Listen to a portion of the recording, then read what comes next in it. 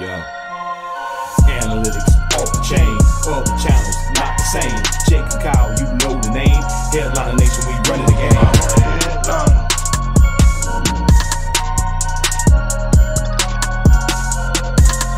I'm a headliner.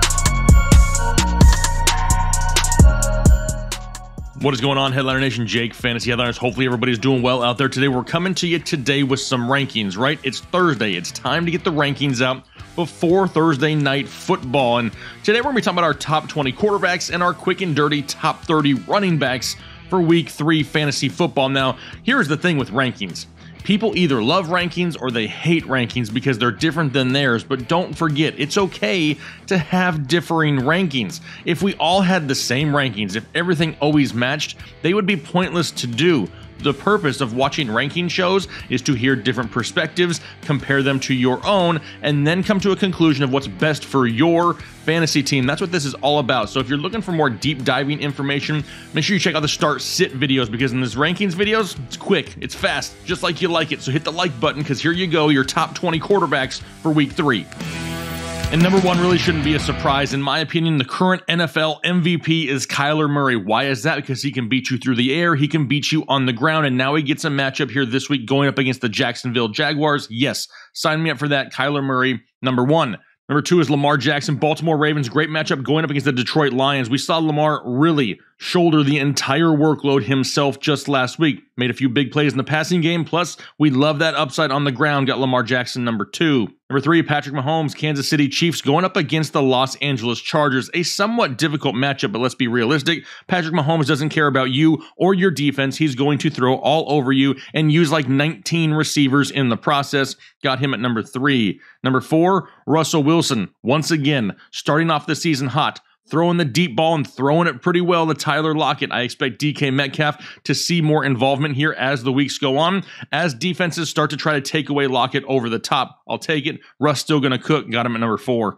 Number 5, Josh Allen, Buffalo Bills, going up against the Washington football team. Now, we just saw Daniel Jones shred this team last week. Do I think that Josh Allen can do the same? Yes. Yes, I do. He's got the rushing upside as well, and that offense really starting to come together a little bit more as the season progresses. Got Josh Allen, number 5. Number 6, maybe a little bit of a surprise, Jalen Hurts, Philadelphia Eagles. They're playing Monday Night Football against the Dallas Cowboys, an interdivisional matchup in which Jalen Hurts is helped on a weekly basis by what he provides with his legs. Are you starting to see a little bit of a theme here at the top of the rankings? Jalen Hurts' ability to use his legs, score touchdowns on the ground, plus still has some playmakers in the passing game, which we haven't even really seen him fully utilize yet. If Dallas can put up some points, Hurts is going to have to throw a little bit more. That ceiling raises. Got him at number 6. Number 7, discount double suck it tour just started a week late, right? Because Aaron Rodgers and the Green Bay Packers, if you watch this past week's game, really started to click second half of the ball game. They got their swagger back. They got a little bit more confident. They got a little bit more cocky. And when that happens in Green Bay with Aaron Rodgers, good things happen. In a Sunday Night Football matchup going up against San Francisco, got Aaron Rodgers at number 7.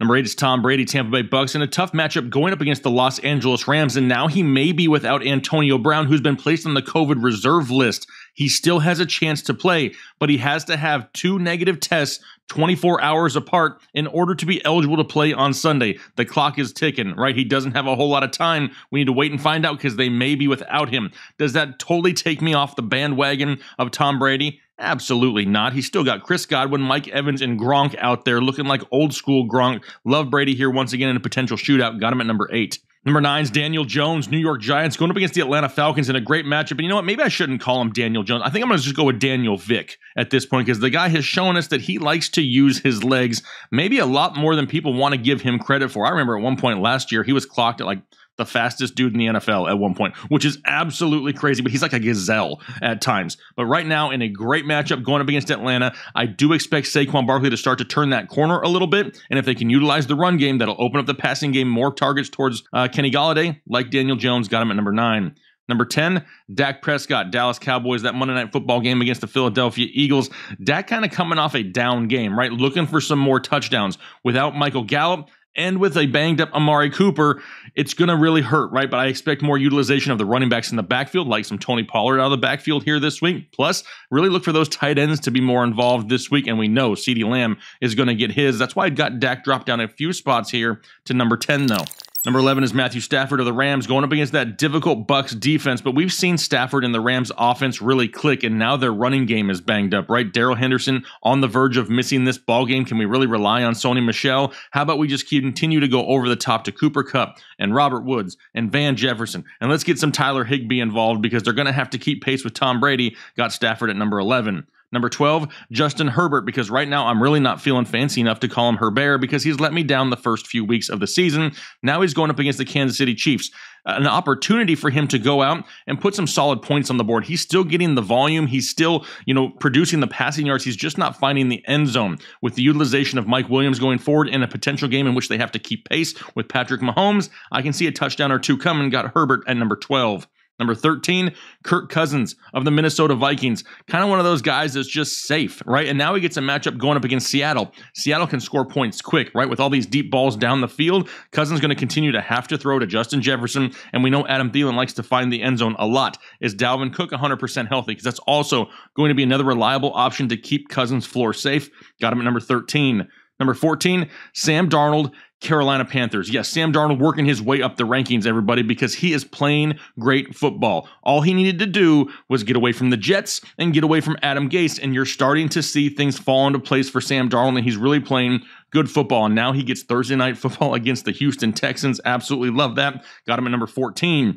Number 15, Teddy Two Gloves, Teddy Bridgewater, Denver Broncos going up against the Jets. First of all, great matchup because it's the Jets. Plus, we've seen Teddy really protect the ball and air it out, right? Over 300 yards, a couple touchdowns, really going out there and utilizing everybody on the offense. We know about Javonte Williams and Melvin Gordon in the backfield. Now they're really utilizing Noah Fant. Cortland Sutton looked good. So there's options here, right? Even though they lost Jerry Jeudy, Teddy Two Gloves doesn't care. I got him at 15. Number 16, Ryan Tannehill, Tennessee Titans with a matchup going up against the Indianapolis Colts. A lot of people are off the Tannehill bandwagon, and I understand it, but he's still got the passing yardage to go out there and have good games. He just hasn't had the touchdowns. Remember, if you go and watch the clip of the Julio Jones touchdown, he was actually in. There's a still photo, which is absolutely amazing, that caught his foot inbounds. That could have been a bonus 6 points you would have had for Tannehill this past week, and you wouldn't be so off the bandwagon. This offense refound its identity by pounding Derrick Henry early, and now that's going to open up the passing game to Julio Jones and A.J. Brown. I got Ryan Tannehill at number 16. 17 is Derek Carr, Las Vegas Raiders, with a matchup going up against the Miami Dolphins, who were just shellacked by the Buffalo Bills this past weekend. Now, Derek Carr is playing great football, and he's really doing it with minimal help, right? The running game, banged up. Josh Jacobs, already very doubtful to play. Not getting a whole lot from Kenyon Drake or Peyton Barber, which is typical, but he's really utilizing Darren Waller, Brian Edwards, Hunter Renfrow, Henry Ruggs getting in the mix all of a sudden. And this offense, even though it may not be sexy on paper, is starting to put together a string of games and look pretty impressive. Carr is going to continue to move up the rankings as they go along, as long as he plays well. Now, I do expect Miami to come out and try to right the ship, right? They were embarrassed last week, so they're going to come out with a little bit of added energy here this week to really try to take it to the Raiders early. But they're also missing their starting quarterback in Tua, so we'll have to see how that goes. As of right now, Derek Carr, number 17. Number 18 is Joe Burrow, Cincinnati Bengals, going up against the Pittsburgh Steelers, so not an easy matchup, but with all the weapons at his disposal with Joe Mixon, T. Higgins, Jamar Chase, Tyler Boyd, he has that opportunity every single week at multiple touchdowns. As long as he can protect the ball and not throw it to Pittsburgh 15 times, he's got that potential at a big game, because I do believe that this could be a shootout with all the offensive weapons on both sides of the ball, which means I have Big Ben right behind him, right? Both these guys, I believe, have an opportunity to have a very good game here this week. There may be a couple turnovers, which limits that ceiling somewhat, and that's why they're dropped down. It's an interdivisional game. We know there's a lot going into this. We know these guys are motivated for these interdivisional games, especially in this division. They do not like each other, right? But Big Ben, Joe Burrow have that possibility to go out there and get you about 250 and 2 touchdowns each this week. Got them at 18 and 19. Number 20, Trevor Lawrence. Now, he's been somewhat of a disappointment as of late, but we know the volume is going to be there. We know they're going to be losing. Why? It's because it's Jacksonville and they absolutely suck, so they're going to have to throw all 4 quarters. And now they get a matchup going up against the Arizona Cardinals, whose biggest weakness is in the secondary. I expect some big plays, whether it be to Marvin Jones or DJ Chark. That's why I got Trevor Lawrence, number 20. So those are my top 20 quarterbacks here for Week 3 fantasy football. And like we say every week, we could just roll over to our top 12 running backs, but we ain't taking the easy way out. Nope, it's time for the quick and dirty top 30 running backs for Week 3 fantasy football. And there really shouldn't be any doubt at who's number one, right? Christian McCaffrey on pace for like a bajillion touches and like 75,000 yards is what it feels like here this season. Now he gets a great matchup going up against Houston. For sure, my number one this week. Number two, I still have Dalvin Cook at number two going up against the Seattle Seahawks. My issue here is I need to wait a little bit further on into the week to see if he's going to be limited at all. We saw what looked like a possible ankle sprain this past week. Does that limit him? Paying close attention to that, and we're going to be asking the doc about that on Friday. So make sure you tune in. Number three, Derrick Henry of the Tennessee Titans. In a difficult matchup going up against Indianapolis, however, we saw them absolutely force feed Derrick Henry. And why would they not continue to do that to try to open up the passing game? Because right now, the passing game is what's struggling a little bit. If they can open that up by just pounding Derrick Henry early in this game, it's going to help things. We saw it here for the last couple years. I expect to continue after the success they saw last week. Got Derrick Henry at number three. Number four, Aaron Jones of the Green Bay Packers in a matchup going up against San Francisco, who's been obliterated on the ground here this year. And now we're starting to see that confidence in Green Bay. Aaron Jones getting more receptions out of the backfield. A.J. Dillon really not touching much of the workload there. Love me some Aaron Jones. Got him at number four. Number five, Nick Chubb. Difficult matchup for him going up in Chicago. I'm not going to sit here and lie about it. However, they're going to have to rely a little bit more on their running game, which they really excel at in Cleveland. I'm looking for a little bit of extra volume here going the way of Nick Chubb this week. Got him at number five. Number six, Austin Eckler, Los Angeles Chargers, going up against the Kansas City Chiefs. We know the Chargers aren't going to rely on the ground, right? We're not running between the tackles in LA very much. But what we are doing is finding ways to get the ball to Austin Eckler in the passing game. The guy's approaching double-digit targets on a weekly basis, and that's what we really want to see for our fantasy teams in a game which could be very back and forth, high scoring. They're going to need to find a way to get the ball in the hands of their playmakers. Austin Eckler's at number six. Number seven, Alvin Kamara, New Orleans Saints with a matchup here going up against the New England Patriots. And honestly, I don't love the matchup for Alvin Kamara. What I really don't love is what I saw from the offense in New Orleans just last week, where Jameis Winston looked completely lost. Now, if for some reason Jameis comes out and struggles again, do we start to see Taysom Hill? And if that's the case, that already limits the ceiling of Alvin Kamara as is. We need Jameis to come out and play well and keep the game close. Alvin Kamara got him dropped down a couple spots, got him at number seven. Number eight, Najee Harris, Pittsburgh Steelers, going up against the Cincinnati Bengals. I think what we're really going to need from Najee Harris here for the rest of the season is more involvement in the passing game, which he's currently getting, but it's because this offensive line can't open up consistent holes for him to run through, right? He's struggling at times to find room in the running game, but we need him involved in the passing game. They're starting to look that way. That's why I got him at number eight. Number nine, Jonathan Taylor, Indianapolis Colts, going up against the Tennessee Titans. Now, what we really need to pay attention to here is the health of Carson Wentz, right? If Carson Wentz is out, they're going to have to try to find a way to take pressure off of Jacob Eason. How do you do that? With the running game. Jonathan Taylor not playing bad, just needs to find the end zone, and those times are coming. Got him at number nine. Number 10, Chris Carson, Seattle Seahawks, going up against the Minnesota Vikings, and it's all about efficiency-ish for Chris Carson, right? He's not getting huge volume, but he's capitalizing on the volume he's getting with touchdowns and work in the passing game. That's why I got him right here at number 10 in a decent matchup. Number 11, Zeke Elliott, Dallas Cowboys, going up against the Philadelphia Eagles, Monday Night Football. Now, everybody wants to talk about Tony Pollard, and deservedly so. The guy is playing great, but Zeke's still a big part of this offense, and now with Amari Cooper banged up as well, we could see more reliance on the running game. That's why I got Zeke at number 11. Number 12, Joe Mixon, Cincinnati Bengals, going up against the Pittsburgh Steelers. Not an easy matchup, but this is all about the volume, right? We know that Joe Mixon going to go out there and approach 20 to 25 total touches a week in this offense. Plus, we know he's going to be involved in the passing game. If he can find the end zone, you're going to be pleasantly surprised. Got him at number 12. Number 13, Saquon Barkley, New York Giants, in a matchup going up against the Atlanta Falcons, which I absolutely love because right now the Falcons just seem lost all over the place. And this is kind of the game that I struggle for Saquon Barkley to start getting more and more volume in this offense coming off of the injury. Got him at number 13. Number 14, Antonio Gibson, Washington football team. No, I have not given up on Antonio Gibson. No, J.D. McKissic is not a bell cow back in Washington, but this is a difficult matchup for them going up against Buffalo, one of the best run defenses in all of the league. That's why I got him dropped down to number 14. Number 15, Miles Sanders, Philadelphia Eagles, Monday Night Football against the Dallas Cowboys. Not an easy matchup for Miles Sanders, but the ability of Jalen Hurts to use his own legs, the RPO, and the options he has on the outside really opens up running lanes for Miles Sanders, and that's why I still got him at 15. Number 16, David Montgomery, a tough matchup for him going up against the Cleveland Browns in what looks like the very first start of Justin Fields. Love me some Justin Fields. Don't love his initial matchup here against Cleveland, and that's why I think they may rely a little bit more on David Montgomery. Had this been Andy Dalton under center, I may have actually dropped David Montgomery down another couple spots. But with Justin Fields, I think it helps open things up. Got David Montgomery at number 16. Number 17, DeAndre Swift of the Detroit Lions with a matchup here this week against the Baltimore Ravens, so not ideal, I guess you could say. But what I really liked is his involvement in the passing game last week. What I didn't like is it took all the way till the end of the fourth quarter to really start utilizing it. They need to do that all 4 quarters.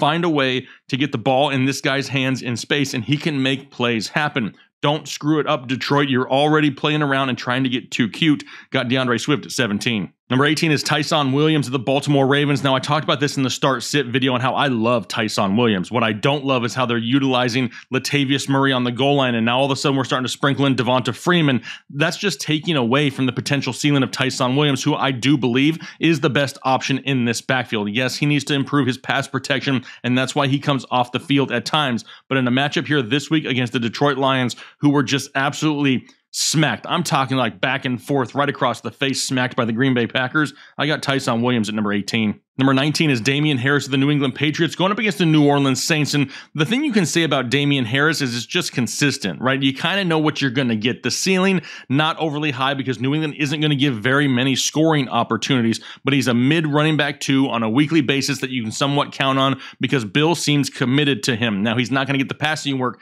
because that's going to James White, and that's why he's not any higher than this. Got him at 19. Number 20, the running back that everybody wants to give up on is Clyde Edwards-Helaire of the Kansas City Chiefs in a matchup going up against the Los Angeles Chargers. Now, a year ago, everybody thought this guy was the greatest running back since Barry Sanders. Now, all of a sudden, I've seen every excuse possible as to why he's not going to make it in the NFL. Listen, the kid is still young. He hasn't been overly utilized. He's had 2 tough matchups to start the season. Is he going to be a top 10 guy? No, he's probably not, and that is okay. But if he can be a mid to low-end running back 2 for a team that you probably grabbed him in the 3rd round, hopefully as your running back 3, it's not a bad deal just yet. Don't give up in a potential matchup where there could be a lot of back and forth scoring. Plus, yes, he had the fumble to end the game, but knowing Andy Reid, I can see him giving more volume to CEH to try to reboost that confidence because they are going to need this guy down the stretch if they want to continue to run the ball successfully late in the year. Got him at number 20. 21 is Myles Gaskin of the Miami Dolphins. We know there's no Tua, so it's going to be Jacoby Brissett. Do they rely a little bit more on the running game? Plus, Myles Gaskin, he's the guy getting the targets out of the backfield. That's why I got him at number 21, going up against the Las Vegas Raiders. Number 22, Tony Pollard, Dallas Cowboys. It's apparent that he has a solidified role in this offense. He's going to continue to climb up these rankings. Am I expecting 100+ yards every single week? No, not yet. I expect the good games every once in a while, which we just saw in week 2. But until I see that more consistently, he's not going to get much higher than this because it begins to get a little bit risky at times. Got him at 22 here this week. Number 23, James White, New England Patriots, going up against the New Orleans Saints. And all of a sudden, old school James White is back where he's receiving pass work out of the backfield. Plus, he's getting a little bit more volume on the ground, right? Which we absolutely love. He's a safe flex play on a weekly basis as long as you play in some PPR scoring. Got him at number 23. Number 24, Javonte Williams, Denver Broncos. Now, this is a true 50-50 split in this backfield for Denver. We know him and Melvin Gordon both going to touch the ball, and they're going to get touches this week against the New York Jets, and Teddy B is having no issues getting the ball down the field. I kind of have Javonte Williams pegged to start to take a little bit more of this backfield because he's been more efficient than Melvin Gordon. On paper, Melvin Gordon looks better because of one big play, but the better running back so far in the first 2 weeks is Javonte Williams, got it number 24. Number 25 is Kareem Hunt, Cleveland Browns, going up against the Chicago Bears, which I talked about earlier is not the easiest of matchups, right? But no Jarvis Landry. We're going to have to utilize more pass-catching weapons, and that's where Kareem Hunt's going to come into the mix. Now, what I don't like, and the reason why he's dropped down a few spots, is because Demetric Felton is out there taking some snaps and really taking away some targets from Kareem Hunt. Does that continue? I don't believe so. That's why I still have Kareem Hunt at number 25.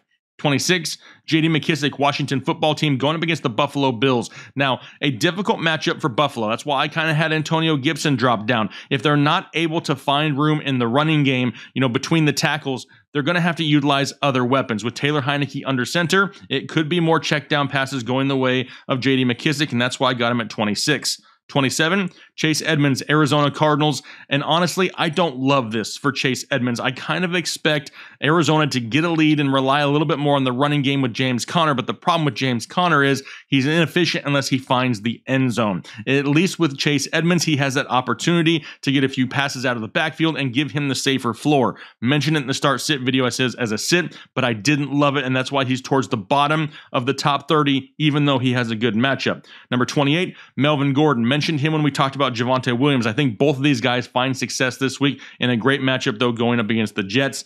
29, Latavius Murray, Baltimore Ravens.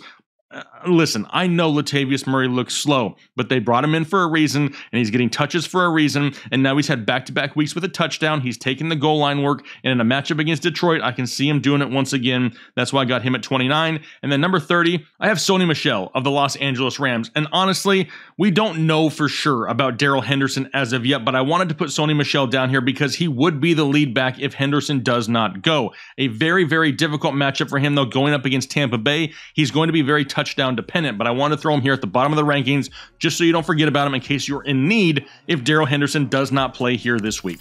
All right, that's my quick and dirty top 30 running backs here for week 3 fantasy football. And like we said here at the beginning of the show, don't just blindly follow anyone's rankings, right? You take all the information, you take all of the perspectives from rankings, from start-sit videos, from waiver wire videos, whatever it may be, and apply it to your own league, right? We can't see everybody's roster. We can't see your opponent's roster. Maybe those guys have some great matchups and you feel like you're going to be needing to chase some points, so you don't want to play it as safe. This is all things that go into making a great lineup on a weekly basis. We just want to make sure that we supply you all the tools so you can make the best decisions. But do us a favor, if you enjoy this content, hit that like button. It helps us out greatly here on YouTube, and consider subscribing if you're looking for help all year long when it comes to all things NFL and fantasy football. We have you covered. But hopefully you're having a great week. Looking forward to this weekend. We'll talk to you later.